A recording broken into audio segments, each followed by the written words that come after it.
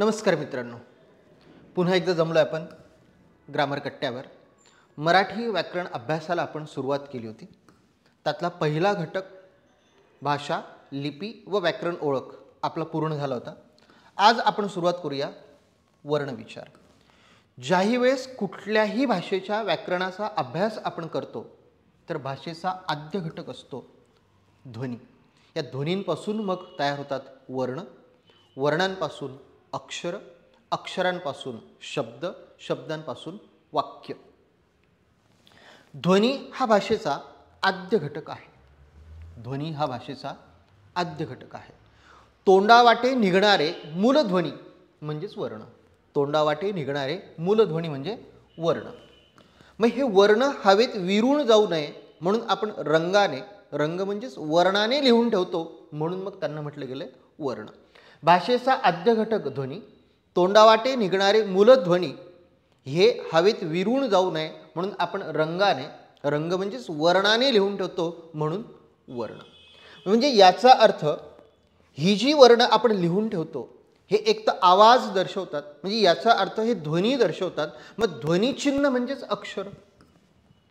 ध्वनी किंवा आवाजाच्या लिहून ठेवलेल्या खुणा, ध्वनी किंवा आवाजाच्या लिहून ठेवलेल्या खुणा म्हणजेच ध्वनिचिन्ह, आणि ध्वनिचिन्ह म्हणजेच अक्षर. अक्षरांचा अर्थपूर्ण समूह म्हणजे शब्द.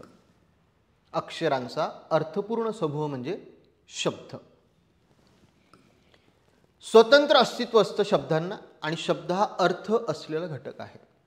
प्रत्येक शब्दाला स्वतंत्र अस्तित्व असतं, म्हणून प्रत्येक शब्दाला एक वेगळी जात असते, आणि एकच शब्द वेगवेगळ्या जातीतही काम करू शकतो वेगवेगळ्या जागेनुसार. त्यामुळे तो स्वतंत्र अर्थ असलेला घटक आहे. त्याची जागा बदलली, जात बदलली की त्याचा अर्थही बदलेल. डॉक्टर लीला गोविलकर यांच्या म्हणण्यानुसार वाक्यातील प्रत्येक शब्द हा पदच असतो. वाक्यातला प्रत्येक शब्द हा पद असतो. म्हणजे ज्यावेळेस तो स्वतंत्रपणे आपण म्हणतो तेव्हा आपण त्याला शब्द म्हणतो, आणि वाक्यातला शब्द हा आपण काय म्हणतो. आणि एक किंवा अनेक शब्द यांचा समुच्चय आपण करतो विचार पूर्ण करण्यासाठी, त्याला म्हणतो आपण वाक्य. विचार पूर्ण करणारा एक किंवा अनेक शब्दांचा समुच्चय म्हणजे वाक्य. बघूया आपण वर्णमाला. वर्णमालेत आपण आधी बघूया स्वर.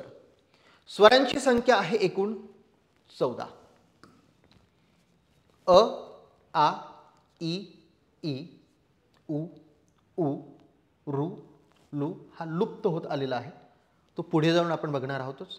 ए, ॲ, ऐ, ओ, ऑ आणि औ हे झाले 14 स्वर.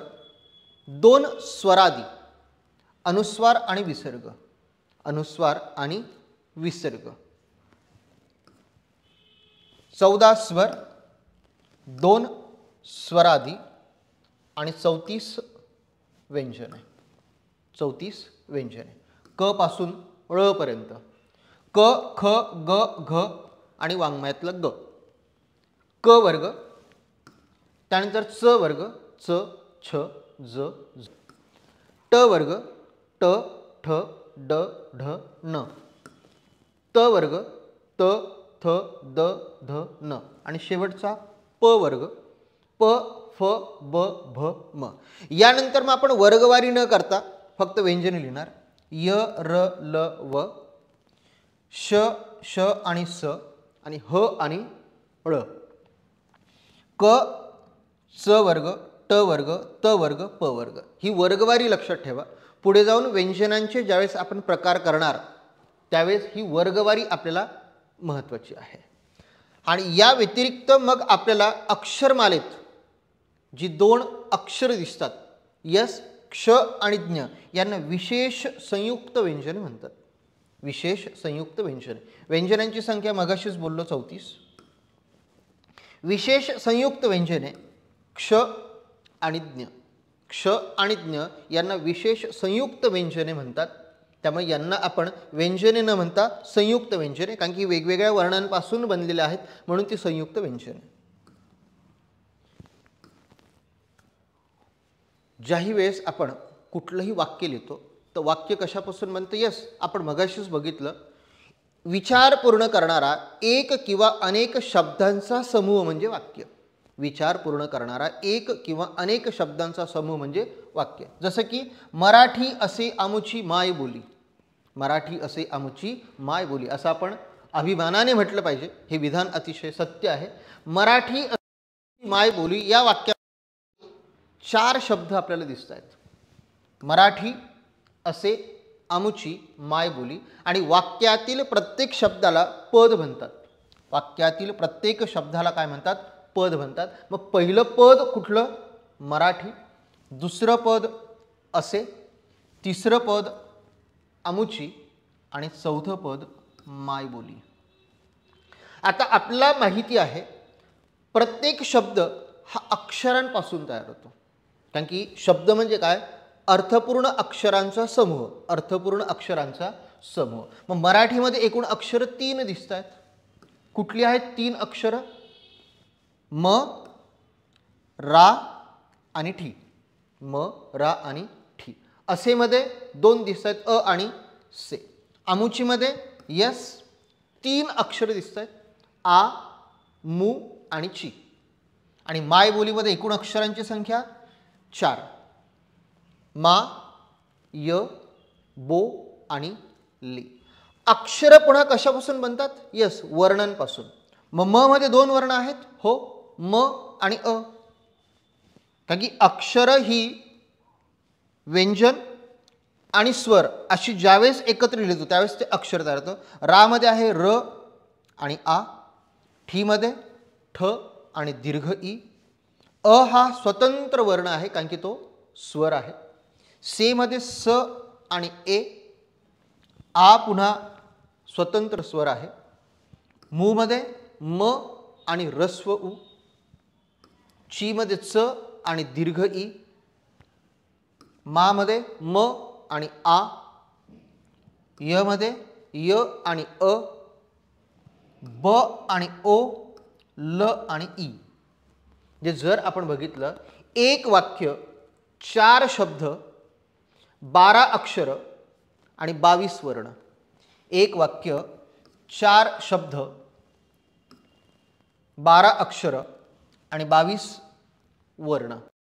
याचा अर्थ वर्ण आले की अक्षर तयार होतात, अक्षर एकत्र आली की शब्द तयार होतो आणि शब्दांचा समुच्चय म्हणजे वाक्य. हेच आपल्याला वर्ण विचारापासून वाक्य विचारापर्यंत बघायचं आहे. मग आपण आता वर्णाचे प्रकार बघूया. 3: स्वर, स्वरादी आणि व्यंजन. स्वर, स्वरादी आणि व्यंजन. आता स्वर म्हणजे काय, स्वरादी म्हणजे काय आणि व्यंजन म्हणजे काय हे आपण बघूया. एकूण स्वरांची संख्या आहे 14. स्वरादी 2, 16. व्यंजन 34, 50. 2009 शासन निर्णयानुसार मराठी वर्णमाला अशी आहे. वर्णमालेत एकूण वर्ण किती? 50. 14 स्वर, 2 स्वरादी आणि 34 व्यंजन. प्रत्येकाचा अर्थ आपण बघूया. स्वर म्हणजे काय? संस्कृतमध्ये एक कोटेशन आहे. स्वयं राजन्ते स्वरा अन्वग भवती व्यंजनमिती. स्वयं राजन्ते स्वरा अन्वग भवती व्यंजनमिती. स्वयं राजन्ते स्वरा याचा अर्थ स्वतंत्रपणे उच्चारला जाणारा स्वर आणि अन्वग भवती व्यंजनमिती दुसऱ्याच्या साहाय्याने उच्चारला जाणारा व्यंजन. म्हणजे जो स्वतंत्रपणे उच्चारला जातो तो स्वर आणि जो दुसऱ्याच्याच म्हणजेच काय वर्णाच्याच स्वराच्या साहाय्याने उच्चारला जाणारा म्हणजेच व्यंजन. स्वर हा श्रू पासून घेतलेला आहे ज्याचा अर्थ होतो उच्चार करणे, ध्वनी करणे. त्यामुळे स्वर हे पूर्णोच्चारित असतात. स्वर हे पूर्णोच्चारित असतात. स्वरांचा उच्चार करताना ओठांच्या व जिभेच्या विविध हालचाली होत असतात. पण ओठांचा एकमेकांशी किंवा जिभेचा मुखातील कुठल्याही भागाशी संबंध येत नाही, स्पर्श होत नाही.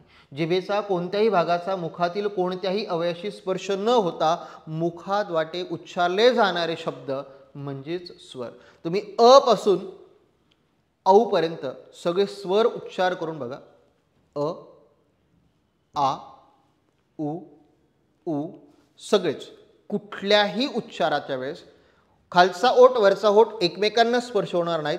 जिभेचा स्पर्श मुखातील कुठल्याही अवयवाशी होत नाही, म्हणजे याचा अर्थ ज्यावेळेस आपण स्वर उच्चारतो त्यावेळेस आपलं तोंड उघडं असतं आणि पसरलेलं असतं, म्हणजे विवृत अवस्थेत असतं.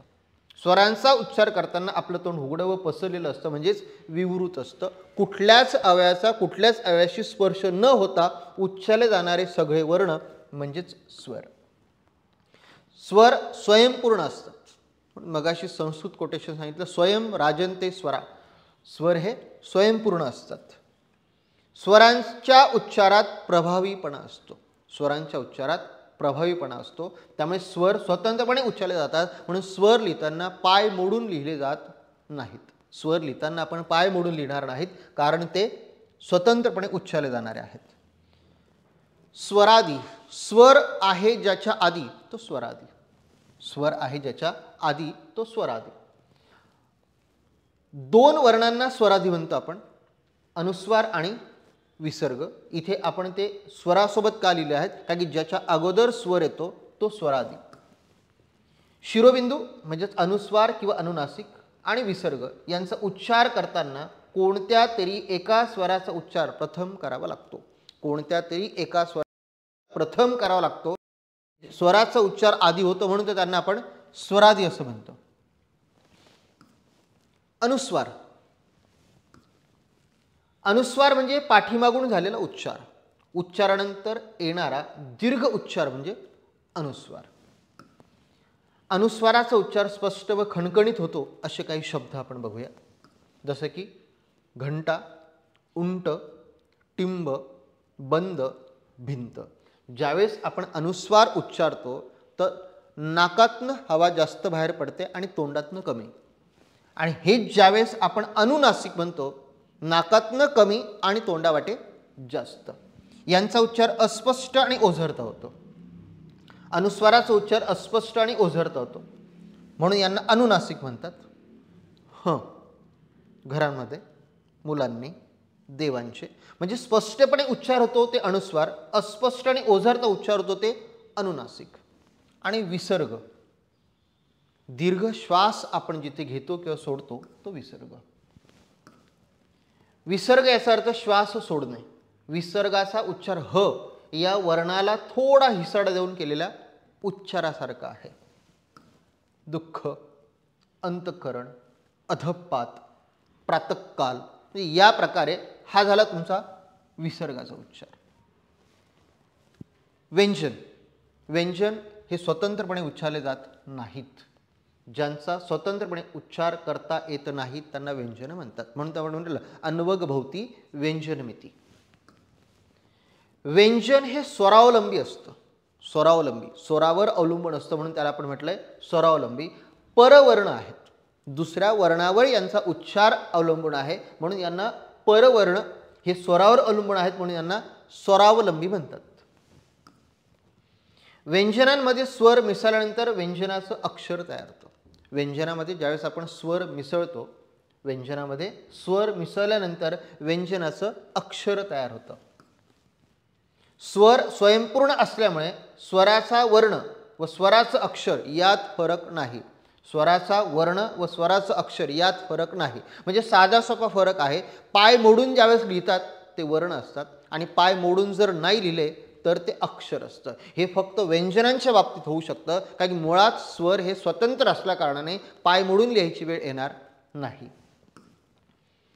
स्वर स्वयंपूर्ण असल्यामुळे स्वराचा वर्ण आणि स्वराचा अक्षर यात फरक नाही. स्वराचा वर्ण आणि स्वराचा अक्षर एकूण एकच. व्यंजनांचा वर्ण आणि व्यंजनांचं अक्षर मात्र वेगवेगळं मानता येईल. फरकच बघूया आपण. वर्णमाला आणि अक्षरमाला. वर्णमालेत म्हणून लिहिले जातात. व्यंजने पाय मोडून दर्शवतात ती वर्णमाला, आणि अक्षरमालेत पाय न मोडून लिहितात. अस्वरयुक्त दर्शवतात. अस्वरयुक्त दर्शवलं म्हणजे पाय मोडून लिहायची गरज येणार नाही. वर्णमालेमध्ये व्यंजन वर्ण लिहितात. वर्णमालेमध्ये व्यंजन वर्ण लिहितात आणि अक्षरमालेमध्ये यस स्वरयुक्त अक्षर लिहितात. व्यंजन हे अक्षर स्वरयुक्त लिहितात. अक्षर स्वरयुक्त लिहितात. उदाहरणार्थ तुमच्या लक्षात येईल. उदाहरणार्थ पाय मोडून लिहिलेले आहेत, म्हणून आपण सुरुवात जिथे केली वर्णमाला, वर्णमालेतली सगळी व्यंजनं पाय मोडून लिहिलेली आहेत आणि ज्यावेळेस ती पाय न मोडता लिहिली जातील तेव्हा त्याला अक्षरमाला म्हटलं गेलं पाहिजे. त्यामुळे भिंतीवर जी शाळेमध्ये कॅलेंडर्स लावलेली असतात त्यामुळे हा फरक केलेला असतो. पाय मोडून लिहिलेले असतील तर वर शीर्षक असेल वर्णमाला आणि पाय मोडून न लिहिता लिहिलेलं असतील तर वर शीर्षक असलं पाहिजे अक्षरमाला. कारण की अक्षरमालेमध्ये व्यंजनं ही स्वरयुक्त आहेत. कारण की क अधिक अ, क अधिक अ, ख अधिक अ, ग अधिक अ आणि घ अधिक अ म्हणून डायरेक्ट लिहिताना क ख ग घ ही लिहिलेली आहेत. ही झाली आपली अक्षरमाला. आता स्वरांचे अजून प्रकार, व्यंजनांचे प्रकार, उच्चार स्थानानुसार त्यांचे होणारे वेगवेगळे प्रकार हे आपण बघूया पुढच्या भागामध्ये. तोपर्यंत bye bye, take care, thank you.